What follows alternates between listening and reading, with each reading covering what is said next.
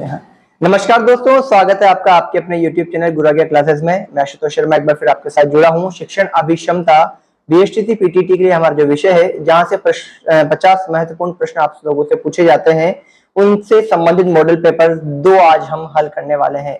तो बिल्कुल अपनी सीट बेल्ट को तैयार कर लीजिए, बिल्कुल स्थिर हो जाइए पढ़ने के लिए, क्योंकि बहुत ही महत्वपूर्ण प्रश्नों का संग्रह आपके लिए लाए हैं गुरु आज्ञा क्लासेस। तो शुरुआत करते हैं। उससे पहले कुछ बोलना चाहूंगा, अगर आपने चैनल को सब्सक्राइब नहीं किया है तो सब्सक्राइब कर लीजिए, लाइक नहीं किया है तो लाइक कर लीजिए, और अगर शेयर नहीं किया है तो अपने मित्रों को शेयर कर दीजिए, ताकि इस कक्षा का लाभ उन सब तक पहुंच सके। बढ़ते हैं प्रश्न संख्या 1 की ओर। तो मेरे प्यारे विद्यार्थियों, प्रश्न संख्या 1 में पूछा गया है, समाज में नैतिकता के पतन के कारण है, यानी हमारा जो समाज है, हमारी जो सोसाइटी है जहां हम रहते हैं, उसमें नैतिकता के पतन, पतन का अर्थ होता है गिरावट। पतन का अर्थ क्या होता है दोस्तों? गिरावट। तो उस गिरावट के क्या कारण हैं? 4 विकल्प हमारे सामने हैं। विद्यालयों का अभाव, अच्छे शिक्षकों का अभाव, गरीबी या शिक्षा नीति की असफलता। तो देखिए, समाज में नैतिकता के पतन, नैतिकता का पाठ कौन पढ़ाता है? विद्यालय में जाने पर शिक्षक द्वारा विद्यार्थियों को पढ़ाया जाता है। तो अच्छे शिक्षकों का जो अभाव है, वही नैतिकता के पतन का मूल कारण है। क्योंकि विद्यालयों का अभाव होगा, विद्यालय का अभाव होगा, ठीक है, कोई दिक्कत नहीं, लेकिन अगर विद्यालय होने पर भी अच्छे शिक्षकों का अभाव होगा तो विद्यालय के होने का भी कोई तात्पर्य नहीं है। तो जो मूल है, वह मूल क्या है? कि अच्छे शिक्षकों का अभाव होना। तो विकल्प संख्या 2 जो है, वह प्रश्न संख्या 1 का बिल्कुल सही उत्तर है। बढ़ते हैं प्रश्न संख्या 2 की ओर। दोस्तों, प्रश्न संख्या 2 में पूछा गया है, सामाजिक विकास का आधारभूत तत्व है, यानी कि सामाजिक विकास जो होता है उसका आधारभूत तत्व क्या है?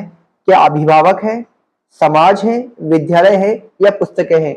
देखिए, ध्यान से इस प्रश्न को पढ़िएगा थोड़ा घुमा करके, और बहुत डीपली प्रश्न पूछा गया है। सामाजिक विकास का आधारभूत तत्व बताया है। अब हम यहाँ पर क्या करेंगे? विद्यालय को कर देंगे या पुस्तकों को कर देंगे? तो बता दूं, आधार यानी बेस। बेस क्या होता है? परिवार होता है। और परिवार में जो विद्यार्थी बालक होता है, उसके आधार कौन, बेस कौन तैयार करता है? माता पिता। यानी कहा भी जाता है ना कि पहली जो शिक्षा होती है, पहली जो पाठशाला होती है एक बालक की, वह उसके माता पिता होते हैं, उनका परिवार होता है कि नहीं होता? तो विकल्प 1 जो है इसका सही उत्तर है कि सामाजिक विकास का आधारभूत तत्व, यानी वह अपने परिवार में अपने माता पिता के साथ रहता है, तो ही उसे समाज के बारे में पता चलता है ना, कि ये मेरे चाचा है, ये मेरी चाची है, ये मेरे माता है, पिता है। होता है कि नहीं होता? वहीं वह विभिन्न प्रकार, जैसे पानी पीना है, दूध पीना है, या अनेक प्रकार की क्रिया सीखता है, जो किसके लिए आवश्यक है? समाज में रहने के लिए आवश्यक है। तो इसलिए जो आधारभूत तत्व है, किसको माना गया है? अभिभावक को माना गया है। बढ़ते हैं दोस्तों प्रश्न संख्या 3 की ओर। प्रश्न संख्या 3 में पूछा गया है मित्रों, प्राथमिक शिक्षा में संबंधित, प्राथमिक शिक्षा ये से संबंधित संवैधानिक वचनबद्धता है, यानी कि प्राथमिक शिक्षा प्राप्त करने के लिए संविधान में जो वचनबद्धता है जो दी गई है, वह क्या है? 4 विकल्प है। पहला है 14 वर्ष की आयु तक के सब बच्चों को निःशुल्क एवं अनिवार्य शिक्षा प्रदान करना। नंबर 2 है और अधिक विद्यालय खोलना। नंबर 3 है प्रत्येक बच्चे के लिए घर के पास प्राथमिक विद्यालय उपलब्ध कराना। और नंबर 4 है अनुसूचित जाति एवं जनजाति के लिए आरक्षण। तो प्राथमिक शिक्षा के लिए जो संविधान में वचनबद्धता है, वह क्या है? कि 14 वर्ष की आयु तक के सब बच्चों को क्या मिले? निःशुल्क एवं अनिवार्य शिक्षा प्रदान करना। आपने देखा होगा, आपकी जो पुस्तक आती है कक्षा 11-12 की या कक्षा 9-10 की, उन पुस्तकों के अंदर पीछे ये लिखा हुआ आता है, और आगे भी एक लोगो आता है जिसमें क्या लिखा था? निःशुल्क एवं अनिवार्य शिक्षा। तो ये उसी से संबंधित है। तो विकल्प संख्या 1 जो है, वह आपके प्रश्न संख्या 3 का बिल्कुल परफेक्ट और सही उत्तर है। बढ़ते हैं दोस्तों प्रश्न संख्या 4 की ओर। प्रश्न संख्या 4 पूछ रहा है, अच्छा शिक्षक वह है जो, अच्छा शिक्षक वह है जो समय पर कोर्स समाप्त करता है, समय इस बात से आश्वस्त हो जाता है कि उसने जो पढ़ाया है उसे सब विद्यार्थी समझ गए हैं। विकल्प 3 है, कक्षा में सिखाए ज्ञान को नई परिस्थितियों में काम लेने का प्रशिक्षण अपने विद्यार्थियों को देता है। और विकल्प 4 है, अपने विद्यार्थियों को नोट्स लिखवाता है। तो देखिए दोस्तों, अच्छा शिक्षक वह है जो अपने द्वारा सिखाए गए ज्ञान को, उसने विद्यार्थियों को जो ज्ञान सिखाया है उसे किसके लिए तैयार करे? विभिन्न प्रकार की परिस्थितियों में काम लेने हेतु क्या करे? तैयार करे। वही वास्तव में अच्छा शिक्षक कहलाता है। तो विकल्प संख्या 3 बिल्कुल इसका सही उत्तर है कि कक्षा में सिखाए ज्ञान को नई परिस्थितियों में काम लेने का प्रशिक्षण अपने विद्यार्थियों को देता है। बढ़ते हैं दोस्तों प्रश्न संख्या 5 की ओर। प्रश्न संख्या 5 में पूछा गया है, रविंद्रनाथ टैगोर ने कहा था, एक अध्यापक कभी सच्चाई से नहीं पढ़ा सकता यदि वह सर्वदा ज्ञान प्राप्त करता रहे। इस कथन का क्या अर्थ है? अर्थ पूछा है, ध्यान रखिएगा, कथन दिया है, कथन का अर्थ पूछा है। तो कथन के अर्थ में देखिए 4 विकल्प हैं। एक अध्यापक को व्यवस्थित होना चाहिए, एक अध्यापक को सारा जीवन ज्ञान ग्रहण करते रहना चाहिए, एक अध्यापक को अध्ययन और अध्यापन के प्रति आदर रखना चाहिए, एक अध्यापक को ज्ञान के प्रति झुकाव होना चाहिए। वाक्य को दोबारा पढ़िएगा। एक अध्यापक कभी सच्चाई से नहीं पढ़ा सकता, कब? यदि वह सर्वदा ज्ञान प्राप्त करता रहे। इस कथन का क्या अर्थ है? अर्थ पूछा है। तो दोस्तों देखिए, इसमें जो हम बात करते हैं, एक अध्यापक को व्यवस्थित होना चाहिए, एक अध्यापक को सारा जीवन ज्ञान ग्रहण करता रहना चाहिए। तो विकल्प 2 जो है वह इसका सही उत्तर है। इसका अर्थ पूछा है तो अर्थ क्या आएगा कि एक अध्यापक को सारा जीवन ज्ञान ग्रहण करते रहना चाहिए। विकल्प 2 को सही उत्तर लगा लीजिए मेरे प्यारे विद्यार्थियों। अब बढ़ते हैं प्रश्न संख्या 6 की ओर। अध्यापकों का सम्मान राष्ट्र निर्माता के रूप में किए जाने के विषय में आपकी क्या राय है? अध्यापकों का सम्मान राष्ट्र निर्माता के रूप में किए जाने के विषय में आपकी क्या राय है कि राष्ट्र के निर्माता के रूप में अध्यापकों को सम्मानित किया जाए? इस संदर्भ में आपकी राय पूछी गई है। इस प्रश्न संख्या 6 में 4 विकल्प आपके सामने हैं। एक, रस्म अदा करना है, यानी उनको सम्मान किया जाना, एक प्रकार की रस्म अदा करना है, उनको सम्मान देना है, उनको प्रोत्साहित करना है, या एक दिखावा है। तो देखिए, राष्ट्र निर्माता के रूप में आप सम्मान देंगे तो क्या होगा? उनको सम्मान देना है। एक शिक्षक राष्ट्र का निर्माता होता है क्योंकि वह विद्यार्थियों को अच्छा ज्ञान देता है, ऐसा ज्ञान देता है जो उनके जीवन के निर्माण करने में एक आधारभूत शिला का कार्य करता है। इसलिए उनको क्या करना चाहिए? सम्मान देना चाहिए। प्रश्न संख्या 6 का जो उत्तर है वह होगा आपके विकल्प संख्या 2। बढ़ते हैं दोस्तों प्रश्न संख्या 7 की ओर। प्रश्न संख्या 7 में पूछा गया है मित्रों, आपकी राय में शिक्षक में नेतृत्व हेतु क्या आवश्यक है? एक जो शिक्षक है उसे नेतृत्व के लिए किस चीज की आवश्यकता होनी चाहिए? लज्जाशील प्रकृति होनी चाहिए, साहस होना चाहिए, ऊंचा कद होना चाहिए, या बहिर्मुखी होना चाहिए? नेतृत्व करना, एक शिक्षक सभी विद्यार्थियों का क्या करता है? नेतृत्व करता है। इसके लिए उसे लज्जाशील प्रवृत्ति होनी चाहिए कि कुछ भी कह दे, कुछ भी बात नहीं, ये बिल्कुल गलत है। साहसी बिल्कुल होना चाहिए। ऊंचा कद कोई महत्वपूर्ण नहीं है। ऊंचा कद आपके पद स्थापन से, पद से भी हो सकता है, लेकिन आप में वह लायकी होनी चाहिए, तो ये नहीं होगा। बहिर्मुखी, ये बिल्कुल सही है और आवश्यक है। साहस भी आवश्यक है, लेकिन साहस से ज्यादा जो आवश्यक है वह क्या है दोस्तों? बहिर्मुखी। क्योंकि बहिर्मुखी प्रवृत्ति ही नेतृत्व को क्या करती है? संबल प्रदान करती है, सबल प्रदान करती है। किस प्रकार प्रदान करती है? बहिर्मुखी होगा तो विभिन्न प्रकार के विचार उसमें आएंगे, विभिन्न प्रकार के नेतृत्व के गुणों का उसमें क्या होगा? विकास होगा। इसलिए प्रश्न संख्या 7 का उत्तर जो है विकल्प संख्या 4 होगा। बढ़ते हैं अगले प्रश्न संख्या 8 की ओर। समाज में सामाजिक परिपक्वता प्राप्त करने हेतु शिक्षक को समाज में सामाजिक परिपक्वता प्राप्त करने हेतु शिक्षक को सामाजिक मनोविज्ञान का ज्ञान होना आवश्यक है। पूछा है प्रश्न, आवश्यक है कुछ नहीं कहा जा सकता। विकल्प 1 है, विकल्प 2 है संभवतः होना चाहिए, विकल्प 3 नहीं, और विकल्प 4 हाँ। तो बिल्कुल सामाजिक मनोविज्ञान का ज्ञान एक शिक्षक को होना चाहिए। जब उसे सामाजिक मनोविज्ञान का ज्ञान होगा तभी तो वह बालकों का समाज के हित में ध्यान देकर क्या कर पाएगा? निर्माण कर पाएगा। तो बिल्कुल प्रश्न संख्या 4, प्रश्न से माफ कीजिएगा, प्रश्न संख्या 8 का जो सही उत्तर है वह है विकल्प संख्या 4। बढ़ते हैं प्रश्न संख्या 10 की ओर। एक घनिष्ठ संबंध है, एक घनिष्ठ संबंध है, एक वाक्य आपको यहाँ दिया है मित्रों, और 4 विकल्प दिए हैं जिनमें से एक से ये संबंधित है। अभिभावकों तथा बच्चों की सोच में, क्या बच्चों और अभिभावकों की सोच में एक घनिष्ठ संबंध होता है? शिक्षक एवं शिक्षाविद के मध्य होता है, नियोजित एवं अनियोजित स्कूली ज्ञान में होता है, तथा स्कूल या समाज में होता है। एक घनिष्ठ संबंध किसमें होता है? तो देखिए दोस्तों, घनिष्ठ संबंध होता है स्कूल तथा समाज में।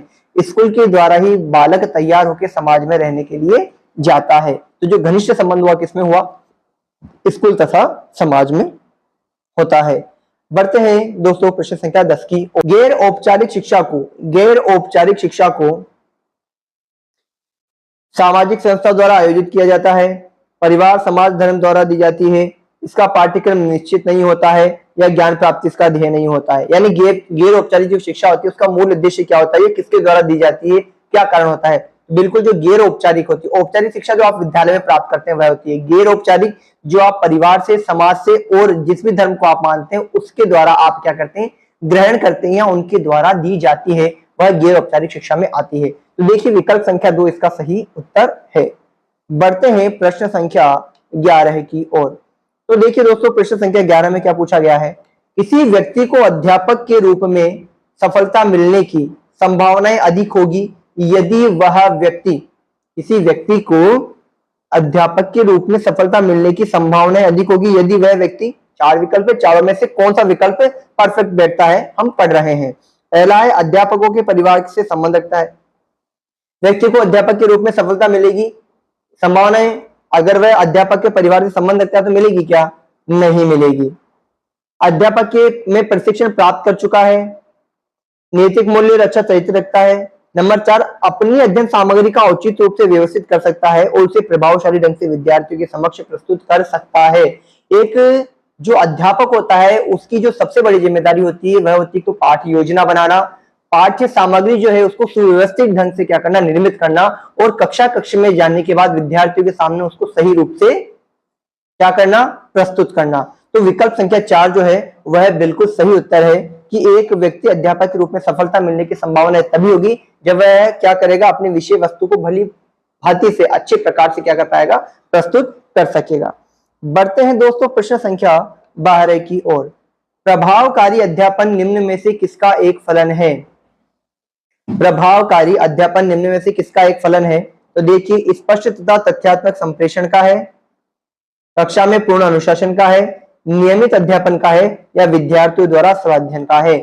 प्रभावकारी अध्यापन निम्न में से किसका? प्रभावकारी अध्यापन तो क्या है, स्पष्ट तथा यथातथ्य संप्रेषण। संप्रेषण मतलब क्या होता है? संप्रेषण अपने बात और विचारों को सामने वाले तक पहुंचाना, यह क्या कहलाता है, हमारे संप्रेषण कहलाता है। हम जिस भाव से जो अर्थ में कोई बात कहना चाह रहे हैं उसी अर्थ में सामने वाले तक वह क्या है, पहुंचे, यही एक सुचारू और सही संप्रेषण कहलाता है। तो स्पष्ट तथा यथातथ्य, यथातथ्य का मतलब जो चाही गई सूचना है वह पूर्ण रूप से पहुंचे और स्पष्ट हो, तभी वह क्या कहलाएगा, एक प्रभावकारी अध्यापन कहलाएगा। तो विकल्प संख्या 1 जो है आपका इसका सही उत्तर है मेरे प्यारे विद्यार्थियों। बढ़ते हैं प्रश्न संख्या 13 की ओर। छात्रों को यदि आपके द्वारा पढ़ाया गया पाठ समझ में न आया हो तो ऐसी स्थिति में आप क्या करेंगे? प्रश्न संख्या 13 में पूछा गया है, आपने कोई पाठ पढ़ाया है और वह पाठ विद्यार्थियों को समझ में नहीं आया है, तो दोस्तों आप क्या करेंगे, मुझे थोड़ा सा बताएंगे, इस चीज को एक्सप्लेन करेंगे। उस पाठ को दोबारा नहीं पढ़ाएंगे, पहला विकल्प दिया हुआ है, तो ऐसा होगा क्या, नहीं करना चाहिए। उस पाठ को दोबारा अच्छी तरह से पढ़ाएंगे, बिल्कुल सही आंसर है दोस्तों। वह जो पाठ है जो विद्यार्थियों को समझ में नहीं आया, क्या करेंगे आप, उसे दोबारा पढ़ाएंगे ताकि विद्यार्थियों को अच्छे से समझ में आए। छात्रों को फिर से पढ़ने के लिए कह देंगे, ये अनुचित है, और छात्रों की बात पर कोई ध्यान नहीं देंगे, यह भी गलत है। तो विकल्प संख्या 2 जो है प्रश्न संख्या 13 का बिल्कुल सही उत्तर है। अगर अभी तक आपने सेशन को लाइक नहीं किया है तो दोस्तों लाइक कर दीजिए, क्योंकि आपका अपना चैनल है गुरु आज्ञा क्लासेस। प्रश्न संख्या 14, शिक्षकों का मूल्यांकन किसके द्वारा होना चाहिए? शिक्षकों का मूल्यांकन किसके द्वारा होना चाहिए? निरीक्षण अधिकारियों द्वारा, उनके समवर्ती और उच्च अधिकारियों द्वारा, समाज द्वारा, या उसके शिक्षार्थियों द्वारा। शिक्षक ने जो पढ़ाया है उसका मूल्यांकन करने का क्या तरीका है, कोई मुझे बताएगा क्या, क्या तरीका हो सकता है? बिल्कुल, उसके द्वारा पढ़ाए गए जो विद्यार्थी हैं उन्होंने क्या प्राप्तांक किए हैं, वो समाज में किस रूप से अपने आप को प्रकट कर रहे हैं, अपने आप को प्रस्तुत कर रहे हैं, वही क्या है, शिक्षक का मूल्यांकन कहलाएगा। तो उसके द्वारा जिन शिक्षार्थियों को, विद्यार्थियों को पढ़ाया गया है, वही क्या करेंगे, उसका मूल्यांकन प्रकट करेंगे, उसके मूल्यांकन को प्रस्तुत करेंगे। तो विकल्प संख्या 4 जो है प्रश्न संख्या 14 की बिल्कुल सही व्याख्या करता है। बात करते हैं प्रश्न संख्या 15 की ओर। अपने द्वितीय जन्म दिवस पर दया का मोमबत्ती से हाथ जल गया। अपने भाई के 8वें जन्म दिवस पर उसे मोमबत्ती से दूर रहने के लिए कहती है। उसने यह जिससे सीखा था, इन 4 विकल्पों में से वह क्या है? प्रशिक्षण के द्वारा सीखा, क्या उसको प्रशिक्षण दिया गया था? ऐसा नहीं। परिपक्वता, उसकी उम्र बढ़ गई इसलिए उसमें समझ आ गई, ये है? नहीं। शिक्षा, बिल्कुल, उसने क्या किया, शिक्षा ली। कब? जब स्वयं उसके साथ ये घटना हुई, उसने क्या शिक्षा ली कि जब भी हमारे पास मोमबत्ती हो तो हमें उससे क्या बना के रखनी चाहिए, कोई भी ज्वलनशील पदार्थ हो उससे दूरी बना करके रखनी चाहिए। दूरी बना करके रखेंगे तो क्या होगा, उससे हमें हानि नहीं होगी। तो विकल्प संख्या 3 इसका सही उत्तर है। बढ़ते हैं प्रश्न संख्या 16 की ओर। शिक्षक बनने पर मैं चाहूंगा, आप शिक्षक बनेंगे तो आप क्या चाहेंगे? इन 4 विकल्पों में से आपको उत्तर देना है। तो पढ़ते हैं हम चारों विकल्प। पहला विकल्प है आपके सामने, अध्यापन के नए तरीके अपनाकर देखूंगा, उन तरीकों को उन तरीकों को अपनाना जो मुझे प्रशिक्षण काल में सिखाई गई, या उन विधियों को, है ना, उन विधियों को अपनाना, विधियां कर देते हैं, उन विधियों को अपनाना जिनमें मेरे अधिकांश साथी अपनाते हैं, उन विधियों को अपनाना जिन्हें मेरे विद्यालय के सबसे अच्छे अध्यापक अपनाते हैं। तो देखिए, जब आप शिक्षक बनेंगे तो आप किसी को देख करके नकल नहीं करेंगे कि वो ये विधि अपनाता है तो ऐसा मुझे भी अपनाना चाहिए, उससे ज्यादा प्रभावित है, ऐसा नहीं होता है। हर शिक्षक में, हर व्यक्ति में अपनी एक व्यक्तिगत खासियत होती है, और जब वह विधियों को बच्चों के सामने प्रस्तुत करता है, उस विधि से पढ़ाता है, तो बच्चों को उस व्यक्तित्व में कौन सी विधि पहचान में आ रही है, उसके द्वारा पढ़ाया जाने वाला कौन सा तरीका पहचान में आ रहा है, वो उसका स्वयं निजी होता है। तो दूसरों को देख करके नहीं करना चाहिए, आपको क्या करना चाहिए, उन विधियों को अपनाना चाहिए जो प्रशिक्षण काल में सिखाई गई हो। किसमें? प्रशिक्षण काल में सिखाई गई हो। तो विकल्प संख्या 2 जो है इसका सही उत्तर है मेरे प्यारे विद्यार्थियों। अब बढ़ते हैं प्रश्न संख्या 17 की ओर। शिक्षक को अपने शिक्षण कार्य के अलावा विद्यार्थियों के स्वास्थ्य के संबंध में भी सजग रहना चाहिए। इस कथन से आप, शिक्षक को अपने शिक्षण कार्य के अलावा विद्यार्थियों के स्वास्थ्य के संबंध में भी सजग रहना चाहिए, इस कथन से आप पूर्णतः सहमत हैं? पूर्णतः सहमत हैं? आंशिक सहमत है, अविदित है, या इनमें से कोई नहीं? बताइए क्या है? पूर्णतः सहमत है क्या? बिल्कुल सही बात है। शिक्षक को अपने शिक्षण कार्य के अलावा विद्यार्थियों के स्वास्थ्य के संबंध में भी क्या रहना चाहिए? पूर्णतः सहमत रहना चाहिए, सजग रहना चाहिए। क्यों सहमत है ना? क्यों सहमत है? क्योंकि एक स्वस्थ विद्यार्थी स्वस्थ रहेगा तभी तो ज्ञान को अर्जित कर पाएगा ना। बीमार होगा तो इस विद्यालय नहीं आ पाएगा है। विद्यार्थियों को समय समय पर स्वास्थ्य के संबंधी जानकारी देना एक शिक्षक का क्या है प्यारे मित्रों? कर्तव्य है। बढ़ते हैं प्रश्न संख्या 18 की ओर। तो देखो दोस्तों, प्रश्न संख्या 18 क्या पूछ रहा है? यदि कक्षा का प्रतिभाशाली बालक अनुशासन संबंधी समस्या उत्पन्न करे, ऐसा बालक जो कक्षा में क्या है? प्रतिभाशाली है, लेकिन वही क्या कर रहा है? अनुशासन संबंधी समस्या उत्पन्न कर रहा है, तो आप क्या करेंगे? विकल्प एक है, उसे अध्ययन हेतु अध्ययन सामग्री देंगे जिससे उसकी प्रतिभा विकसित हो, उसे कार्य में व्यस्त रखेंगे, उसकी ओर ध्यान नहीं देंगे, इनमें से कोई नहीं। तो देखिए, ऐसा बालक जो प्रतिभाशाली लेकिन अनुशासन संबंधी समस्या उत्पन्न कर रहा है, इसका मतलब उसके पास अन्य कोई कार्य नहीं है, उसके मन में, उसके दिमाग में ये चीज बैठ गई है कि मुझे सब आता है। इसके लिए क्या करेंगे आप? उसे अध्ययन सामग्री और देंगे जिससे उसका मन जो है वह क्या हो जाएगा? वापस अध्ययन के प्रति एकाग्र होने लगेगा, वहां पर बिजी हो जाएगा, व्यस्त हो जाएगा। इससे उसकी प्रतिभा भी क्या होगी? विकसित होगी। तो विकल्प संख्या 1 जो है मेरे दोस्तों इसका सही उत्तर है। बढ़ते हैं प्रश्न संख्या 19 की ओर।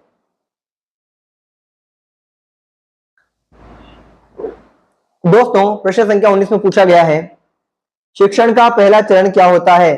पहले से योजना बनाना, पाठ्य सामग्री को सुसंगठित करना, विद्यार्थियों का बैकग्राउंड जानना, या इनमें से कोई नहीं? तो शिक्षण का पहला चरण जो है दोस्तों वह यह है, पाठ्य सामग्री को सुसंगठित बनाना या पहले से योजना बनाना। तो देखिए, शिक्षण का पहला चरण है योजना बनाना। अगर आपने योजना ही नहीं बनाई है तो फिर आप क्या पढ़ाएंगे? तो विकल्प संख्या 1 जो है इसका सही उत्तर है, पहले से योजना बनाना। योजना बनाएंगे तो योजना के अनुसार आप क्या करेंगे? पाठ्य सामग्री को सुसंगठित भी करेंगे। ठीक है। विद्यार्थियों का बैकग्राउंड जानना इसमें तीसरा विकल्प है, तो इसको बता देता हूं। जब कक्षा में आप जाएंगे, जब आप पढ़ाएंगे अपनी पाठ्य योजना के अनुसार, तो आपको अपने आप ही विद्यार्थियों के बैकग्राउंड का पता चलेगा।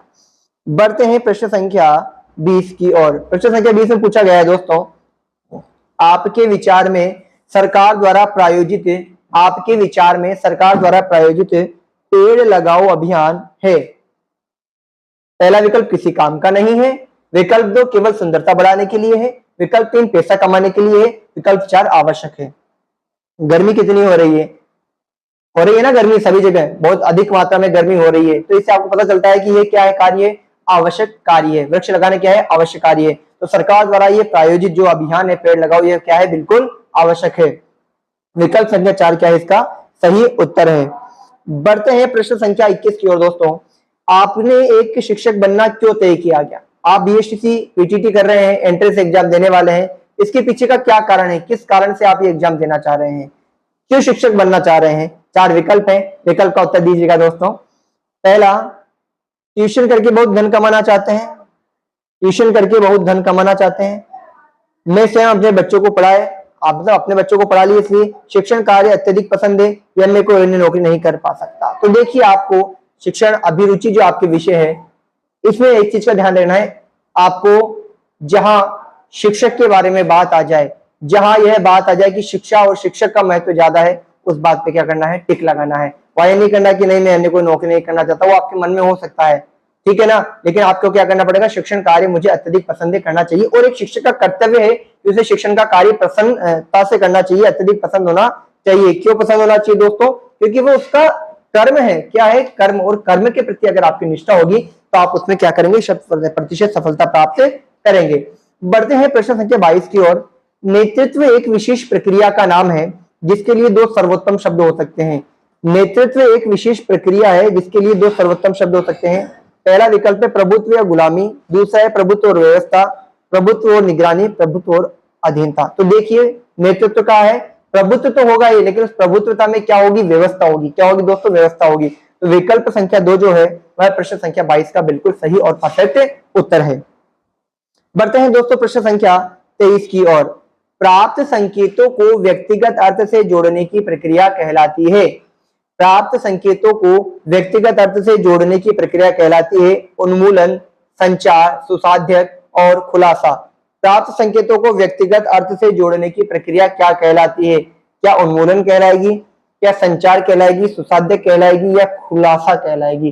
तो देखो दोस्तों इसको सुसाध्यक कहेंगे। क्या कहेंगे? हम सुसाध्यक कहेंगे, क्योंकि इसके अंदर खोज करते हैं, जो प्राप्त संकेत है उसका किसी व्यक्ति विशेष से क्या करते हैं, अर्थ जोड़ने की एक प्रक्रिया है, खोज करने की एक प्रक्रिया है, इसको हम क्या कहेंगे, सुसाध्यक कहेंगे। बढ़ते हैं प्रश्न संख्या 24 की ओर।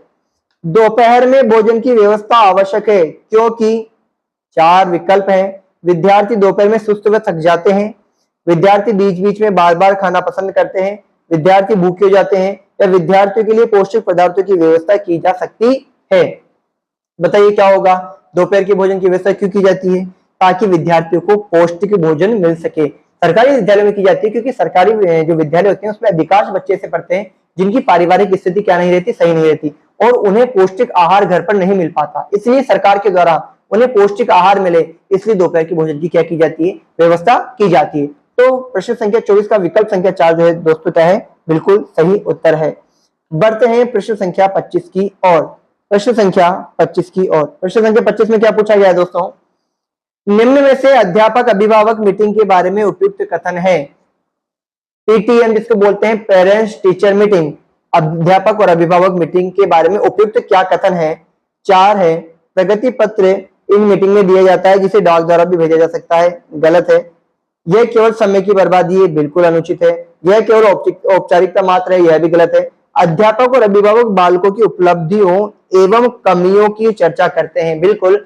पीटीएम यानी पेरेंट्स टीचर मीटिंग या अध्यापक अभिभावक मीटिंग का आयोजन ही इसलिए किया जाता है ताकि अभिभावक अपने बच्चों की कक्षा में स्थिति, अध्ययन के प्रति जो स्थिति है उसकी, उसको क्या कर सके, देख सके, समझ सके और उन कमियों को बता सके। तो वह क्या होगी, आपकी विकल्प संख्या 4 इसका बिल्कुल सही उत्तर होगा। बढ़ते हैं प्रश्न संख्या 26 की ओर। प्रश्न संख्या 26 में क्या पूछा गया है दोस्तों? निम्नलिखित में से कौन सा अच्छा प्रश्न नहीं है? निम्नलिखित में से कौन सा अच्छा प्रश्न नहीं है? 4 प्रश्न दिए गए हैं आपको। क्या ब्लैक बोर्ड आयताकार है? यह प्रश्न। क्या आप ब्लैक बोर्ड पर आयत बना सकते हैं? ब्लैक बोर्ड के आकार के विषय में आप क्या कह सकते हैं? ब्लैक बोर्ड का क्या आकार है? 4 प्रश्न हैं और चारों में से ऐसा कौन सा प्रश्न जो अच्छा नहीं है? क्या नहीं है? अच्छा नहीं है। तो मैं आपको बता दूं, पहला जो प्रश्न है क्या ब्लैक बोर्ड आयताकार है, ये सीधा सा दिखने वाली चीज है। यह प्रश्न किसी भी प्रकार के स्तर का नहीं है। तो विकल्प संख्या 1 जो है आपका सही आंसर है। क्या ब्लैक बोर्ड आयताकार है? यह प्रश्न प्रश्नों के स्तर का बिल्कुल भी नहीं है। बढ़ते हैं दोस्तों प्रश्न संख्या 27 की ओर। प्रश्न संख्या 27 में क्या पूछा गया है दोस्तों? अपने विद्यालय में एक श्रेष्ठ अध्यापक की प्राथमिकता रहती है। अपने विद्यालय में एक श्रेष्ठ अध्यापक की प्राथमिकता रहती है अपने सहयोगी शिक्षकों के प्रति, प्रबंध समिति के सचिव को, प्रधानाचार्य की या छात्रों के प्रति। एक जो अध्यापक होता है, जो श्रेष्ठ अध्यापक होता है, उसकी प्राथमिकता क्या रहती है? तो बिल्कुल सीधी सी बात है, अध्यापक श्रेष्ठ होगा, अच्छा होगा, तो उसकी प्राथमिकता क्या होंगे? विद्यार्थी होंगे, क्योंकि विद्यार्थियों के होने पर ही एक शिक्षक क्या कहलाता है? शिक्षक कहलाता है। विद्यार्थियों के बिना शिक्षक को यह पद, यह सम्मान कहीं भी नहीं मिल सकता। बढ़ते हैं प्रश्न संख्या 28 की ओर। बालक के सामाजिक विकास में सर्वाधिक बाधक तत्व है।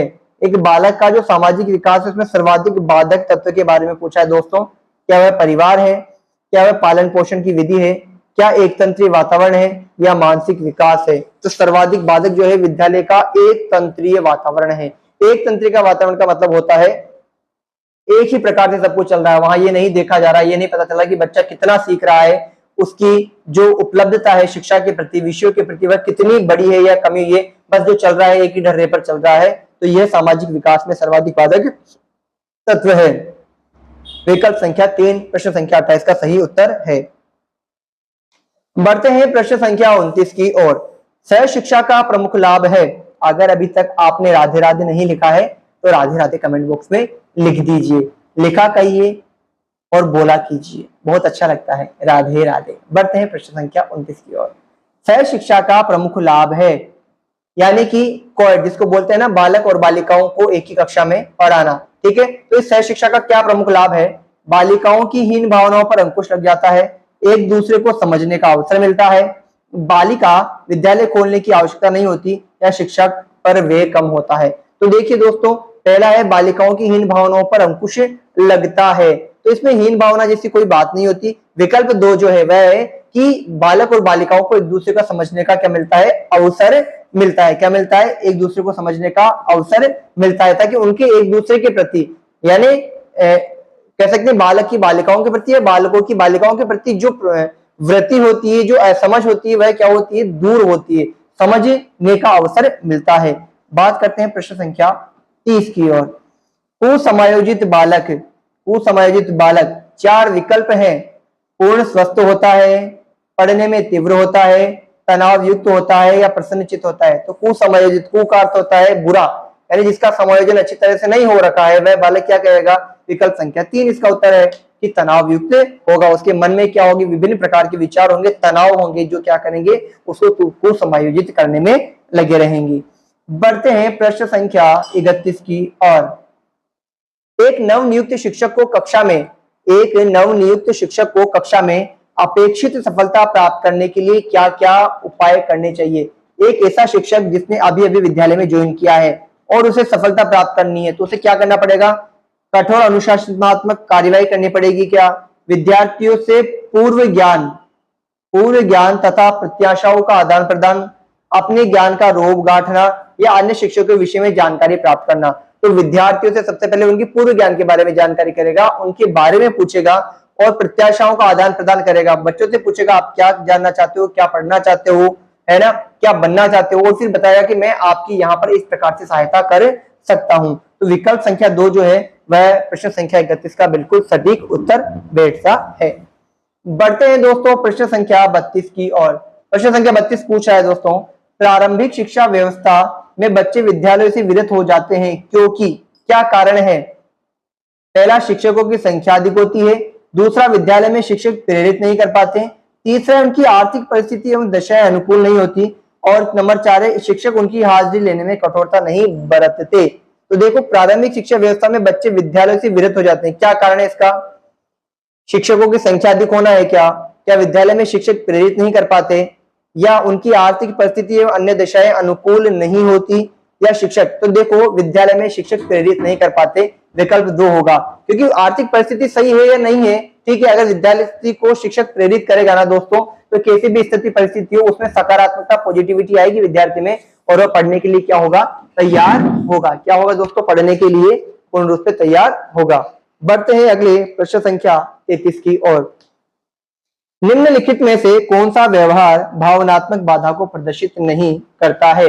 निम्नलिखित में से कौन सा व्यवहार भावनात्मक बाधा को प्रदर्शित नहीं करता है? बाल अपराध, कमजोर को डराने वाला, भगोड़ापन, या स्वालीनता।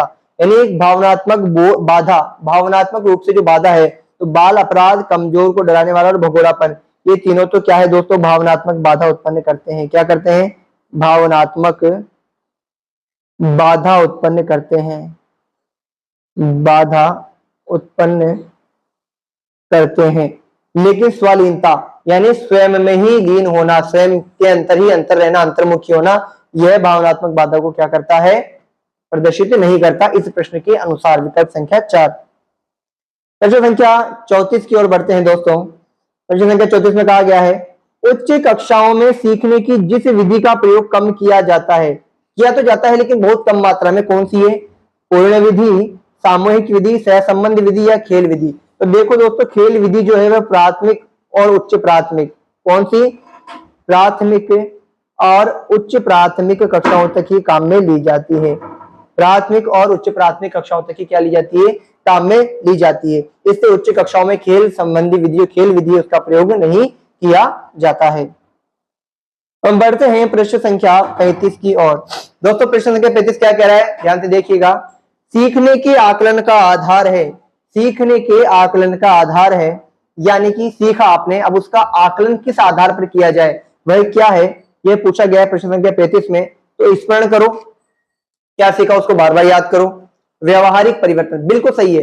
उस सीखने से, उस प्राप्त कर ज्ञान प्राप्त करने से आपके व्यवहार में क्या क्या परिवर्तन हुआ है, यह महत्वपूर्ण होता है। तो व्यवहारिक परिवर्तन जो है प्रश्न संख्या 25 का बिल्कुल सही विकल्प है कि सीखने के आकलन का आधार है व्यवहारिक परिवर्तन।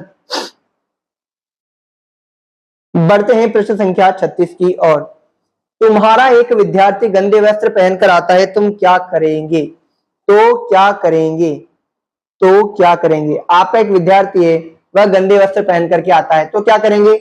उस छात्र को बुलाकर गंदे वस्त्र धारण करने से होने वाली हानियों से अवगत कराएंगे, उसे सभी के सामने लज्जित करेंगे, साबुन खरीद कर देंगे या कक्षा से बाहर कर देंगे। तो विकल्प 2, 3 और 4 तो बिल्कुल गलत है। ऐसा कभी भी किसी शिक्षक को एक विद्यार्थी के साथ द्वारा विद्यार्थी के साथ नहीं करना चाहिए। हाँ, उस छात्र को बुला करके गंदे वस्त्र धारण करने से उससे होने वाली हानि के बारे में क्या करेंगे?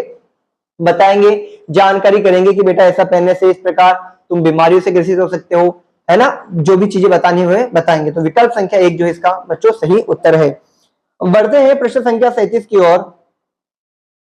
किशोर के समायोजन की प्रक्रिया में शिक्षक का योगदान है, किशोर के समायोजन की प्रक्रिया में शिक्षक का योगदान है।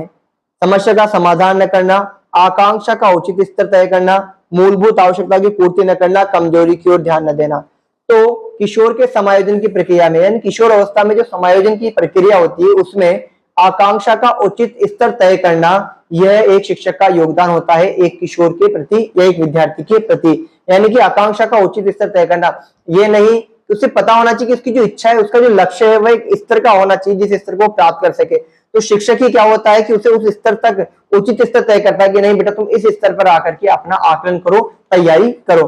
तो प्रश्न संख्या 37 का जो विकल्प संख्या 2 है वह सही उत्तर है दोस्तों। बढ़ते हैं प्रश्न संख्या 38 की ओर। निम्नलिखित में से कौन सा मूल्य बुनियादी शिक्षा द्वारा विकसित किया जाता है? कौन सा मूल्य बुनियादी शिक्षा द्वारा?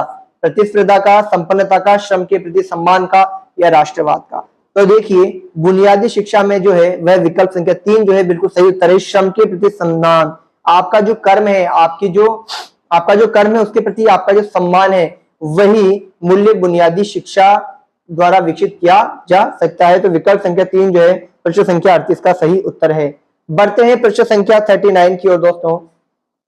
वैकल्पिक स्कूलन मुख्यतः किनकी आवश्यकता पूरी कर सकता है? वैकल्पिक स्कूल, स्कूल के अलावा जो पढ़ाई की जाती है वह आवारा बालकों की, प्रवासी बालकों की, स्कूल के बाहर के बालकों की या स्कूली बच्चों की? तो देखिए, स्कूल से बाहर के जो बालक है, जो विद्यालय नहीं आ पाते हैं किसी कारणवश, परिस्थितिवश, तो वैकल्पिक स्कूलन जो है वह उनके लिए बिल्कुल आवश्यकता पूरी कर सकता है। तो प्रश्न संख्या 39 में विकल्प संख्या 3 जो है वह बिल्कुल सही उत्तर है। बात करते हैं प्रश्न संख्या 40 की। तो देखिए दोस्तों, प्रश्न संख्या 40 पूछ रहा है, नकल की बढ़ती प्रवृत्ति का प्रमुख कारण क्या है? वर्तमान की शिक्षा पद्धति इसका कारण है, शिक्षकों की उदासीनता है, छात्रों की प्रतिस्पर्धा है या अनुशासनहीनता है? तो मैं बता दूं, शिक्षकों की उदासीनता इसका प्रमुख कारण है। शिक्षक उदासीन होता है, इसलिए नकल की प्रवृत्ति क्या है? बढ़ती है। वह विद्यार्थी को कक्षा में उचित रूप से नहीं पढ़ा पाता तो बच्चा क्या करेगा? नहीं पढ़ेगा तो नकल करेगा। इसलिए प्रश्न संख्या 40 का जो उत्तर है वह विकल्प 2 बिल्कुल सही है। बढ़ते हैं प्रश्न संख्या 41 की ओर। आपकी कक्षा में कई कमजोर विद्यार्थी हैं, आप इनके शैक्षिक स्तर को सुधारने हेतु क्या उपाय करेंगे? प्रधानाचार्य को सूचना देंगे, अतिरिक्त समय में कक्षाएं लेंगे, दंड देंगे या अभिभावकों को कहेंगे? तो एक शिक्षक होने के नाते आपका जो कर्तव्य क्या कहेंगे? आप अतिरिक्त समय में कक्षाएं लेंगे जिससे इन विद्यार्थियों के स्तर को क्या किया जा सके? सही स्तर तक लाया जा सके। तो प्रश्न संख्या 41 जो है उसका विकल्प संख्या 2 बिल्कुल सही उत्तर है मेरे प्यारे विद्यार्थियों। बढ़ते हैं प्रश्न संख्या 42 की ओर। किसी बालक के परीक्षा में अच्छे अंक नहीं मिलने पर वह किसे दोष देगा? एक बालक है, परीक्षा में उसके अच्छे अंक नहीं आए हैं, वह दोष देगा क्या अपने माता पिता को, अपने भाग्य को, प्रश्न पत्र की कठिनाई को, या अपनी तैयारी को? तो देखिए दोस्तों, आपको वो बहाने नहीं बनाने जो शायद आपने कभी बनाए हो या आपने कभी किससे सुने हो। जो शिक्षण अभिरुचि जो विषय है हमारा दोस्तों, वहां वो उस वास्तविक उत्तर की आशा करता है, जो वास्तविक उत्तर होना चाहिए, तो वह किसको देगा? अपनी तैयारी को। क्योंकि अच्छे अंक नहीं मिलने का एक मूल कारण क्या है कि उस विद्यार्थी ने बिल्कुल अच्छे तरीके से तैयारी नहीं की है। क्या नहीं की? अच्छे रूप से तैयारी नहीं की है।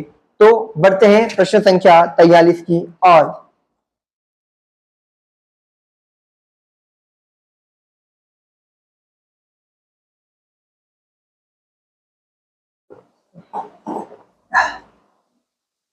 देखिए दोस्तों, प्रश्न संख्या 43 में पूछा गया है, बुनियादी शिक्षा का मुख्य उद्देश्य विद्यार्थी को, बुनियादी शिक्षा जो होती है उसका जो मुख्य उद्देश्य है वह विद्यार्थी को, चार विकल्प है, चारों में से क्या है? स्वावलंबी बनाना है, शिक्षा के बुनियादी तत्वों का ज्ञान देना है, तत्व ज्ञानी बनाना है, या उपरोक्त सभी। तो देखिए आपको बता दूं, स्वावलंबी बनाना, उपरोक्त सभी मत कर देना, मत कर देना।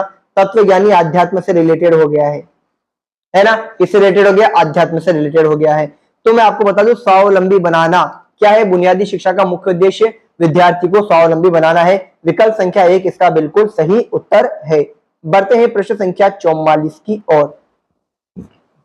अध्यापक की प्रभावशीलता इस बात पर निर्भर करती है कि, अध्यापक की प्रभावशीलता इस बात पर निर्भर करती है कि छात्रों को कितना संतोष देता है, छात्रों का कितना मनोरंजन करता है, छात्र को कितना अनुशासित रखता है, या छात्र को मानसिक रूप से कितना सक्रिय करता है। तो देखिए दोस्तों, अध्यापक की प्रभावशीलता यह है कि वह छात्र को मानसिक रूप से कितना सक्रिय रखता है। जितना मानसिक रूप से सक्रिय है विद्यार्थी रहेगा, वह उतना ही क्या करेगा? ज्ञान अर्जित करेगा, नए नए प्रश्न पूछेगा। क्या करेगा? नए नए प्रश्न पूछेगा। तो विकल्प संख्या 4 जो है प्रश्न संख्या 44 का बिल्कुल सही उत्तर है। बढ़ते हैं प्रश्न संख्या 45 की ओर। सरकारी स्कूलों की शिक्षा के स्तर को पब्लिक यानी प्राइवेट विद्यालयों के समक्ष लाने का तरीका यह है कि सरकारी स्कूल के शिक्षकों को वेतन को घटा दिया जाए, फिर तो जो पढ़ा रहे हैं वह भी नहीं पढ़ाएंगे। सरकारी स्कूलों में निगरानी के स्तर को बढ़ा दिया जाए, यानी कि अधिकारियों द्वारा बार बार जांच की जाए। सरकारी स्कूलों में सतत मूल्यांकन प्रणाली ईमानदारी से लागू की जाए, जिसको सीसीई बोलते हैं, सतत मूल्यांकन प्रणाली। इसको हम क्या बोलते हैं? सीसीई बोलते हैं ना। और 2 एवं 3 तो बिल्कुल सही है। अधिकारी द्वारा समय समय पर साप्ताहिक रूप से जाकर के जांच की जाए। तो अभी जो कहते हैं हम शिक्षक के, उनमें क्या रहेगा? एक भय रहेगा। ठीक है। दूसरा, सतत मूल्यांकन प्रणाली जो है वह ईमानदारी से लागू कर दी जाए, तो विद्यार्थियों का हित में होगा और प्राइवेट स्कूलों के बराबर शिक्षा दे पाएंगे। तो विकल्प संख्या 4 जो है प्रश्न संख्या 45 का सही उत्तर है। बढ़ते हैं प्रश्न संख्या 46 की ओर। वैज्ञानिक मानवतावाद एक मिथ्या नहीं वास्तविकता है, उसमें विद्यमान संभावना है जो वृद्धि, परिवर्तन तथा विकासशील है। ये किसका कथन है? तो दोस्तों ये साविरा के जेदी का कथन है। साविरा के जेदी एक अच्छी विद्वान है, जिनके द्वारा यह कहा गया है कि वैज्ञानिक मानवतावाद एक मिथ्या नहीं है, वास्तविकता है, उसमें विद्यमान संभावनाएं हैं जो वृद्धि, परिवर्तन है, विकासशील है, जो निरंतर वृद्धि करती है, परिवर्तित होती है और विकासशील है। तो प्रश्न संख्या 46 का विकल्प संख्या 2 सही उत्तर है। बात करते हैं प्रश्न संख्या 47 की। नवनियुक्त शिक्षक के रूप में आपका प्रमुख दायित्व होगा। आपने अभी भी नया विद्यालय ज्वाइन किया है, तो वहां आपका क्या दायित्व होगा? अपने पूर्वगामी शिक्षकों के पद चिन्हों का अनुसरण करना, विकल्प 2 है यहां से। अपने काम से काम रखना, शेष की चिंता न करना, अन्य शिक्षक साथियों के शिक्षण दर्शन में सुधार करना, या अपने शिक्षक साथियों के सहयोग प्रदान करना, चाहे मतों में पर्याप्त अंतर ही क्यों ना हो। तो बिल्कुल, आप जब एक विद्यालय में ज्वाइन करते हैं तो सबसे पहले आपको आपके आसपास के जो शिक्षक है, आपका जो शिक्षकों का समूह है, उसमें क्या करना चाहिए? आपको सहयोग की भावना रखनी चाहिए। आप सहयोग करेंगे तो सामने वाला भी क्या करेगा? सहयोग करेगा। विचार मिलना नहीं मिलना अलग बात है, लेकिन सहयोग की भावना एक शिक्षक में होनी ही चाहिए। तो विकल्प संख्या 4 प्रश्न संख्या 47 का क्या है? सही उत्तर है। बढ़ते हैं प्रश्न संख्या 48 की ओर। विद्यार्थियों की किसी समस्या के भावी परिणामों को विश्लेषण करने के लिए उत्साहित करके उन पर सृजनशीलता से संबंधित प्रभाव होता है। क्या होता है? उसकी कल्पना शक्ति विकसित होती है, उसके निर्णय करने की क्षमता विकसित होती है, अपने जीवन में आगे कोई उन्नति करने के लिए या अपने स्वयं में सृजनशीलता से संबंधित अपने विचार व्यक्त करने के लिए उनमें सहायक। बिल्कुल, वह अपने जो सृजनशीलता है, जो नवनिर्माण की प्रक्रिया है, उसके प्रति अपने क्या करेगा दोस्तों, वह विचार व्यक्त करने में सहायक होगा। इसलिए विद्यार्थियों की किसी भी समस्या के भावी परिणामों को विश्लेषण करने के लिए उत्साहित करके, है ना, कि आप ये पूछ रहे हैं, बच्चों को कहें कि नहीं आप पूछो, आपका जो भी प्रश्न है वो पूछो। अगर उसका स्तर कम होगा तो हम बताएंगे कि नहीं, इस प्रश्न को ऐसा नहीं, इस प्रकार पूछना चाहिए या ऐसा होना चाहिए। तो विकल्प संख्या 4 प्रश्न संख्या 48 का सही उत्तर है। बढ़ते हैं प्रश्न संख्या 49 की ओर। छात्रों में अच्छे संस्कार डालना आवश्यक होता है, इस संदर्भ में निम्न में से कौन सा कथन सही है? संस्कार प्रकृति पर अंकुश लगाते हैं, यह काम अकेला शिक्षक करता है। संस्कार परिवेश के अनुकूल होते हैं, यह काम गुणवत्तापूर्ण पढ़ाई के द्वारा होता है। तो देखिए, छात्रों में अच्छे संस्कार डालना आवश्यक होता है, इस संदर्भ में कौन सा कथन सही पूछा है? तो 4 है, तो मैं बता देता हूं इसमें। पहला विकल्प है संस्कार प्रकृति पर अंकुश लगाते हैं, यह काम अकेला शिक्षक ही कर सकता है। संस्कार परिवेश के अनुकूल होते हैं, यह काम गुणवत्तापूर्ण पढ़ाई के द्वारा होता है। तो विकल्प संख्या 4 जो है, यह काम किसके द्वारा होता है? गुणवत्तापूर्ण पढ़ाई के द्वारा होता है। आप किसी भी परिवेश में रहे हो, लेकिन आपको गुणवत्तापूर्ण शिक्षा अगर प्राप्त की गई है तो उस परिवेश में आपने जो ज्ञान प्राप्त किया है उसमें क्या हो सकता है दोस्तों? परिवर्तन हो सकता है। बढ़ते हैं प्रश्न संख्या 50 और अंतिम प्रश्न की ओर। शिक्षा परम धन है, क्योंकि इसे कोई छीन नहीं सकता, इसे जितना बांटा जाए वह उतना ही बढ़ता है, इसे कोई चुरा नहीं सकता, यह उपयुक्त सभी। बिल्कुल उपयुक्त सभी, क्योंकि तीनों जो वाक्य दिए गए हैं वो बिल्कुल सही है। विकल्प संख्या 4 प्रश्न संख्या 50 का सही उत्तर है। तो मेरे प्यारे विद्यार्थियों, आज हमने शिक्षण अभिरुचि के 50 विशेष प्रश्नों का क्या किया है? अध्ययन किया है, इनके बारे में जानकारी प्राप्त की है, इनको हल किया है। जिन विद्यार्थियों के 50 में से कितने कितने सही उत्तर प्राप्त हुए हैं, फटाफट कमेंट बॉक्स में आकर के बता दें जरूर से, और अगली कक्षा के लिए अपनी तैयारी शुरू कर दें। तब तक के लिए राधे राधे, धन्यवाद दोस्तों।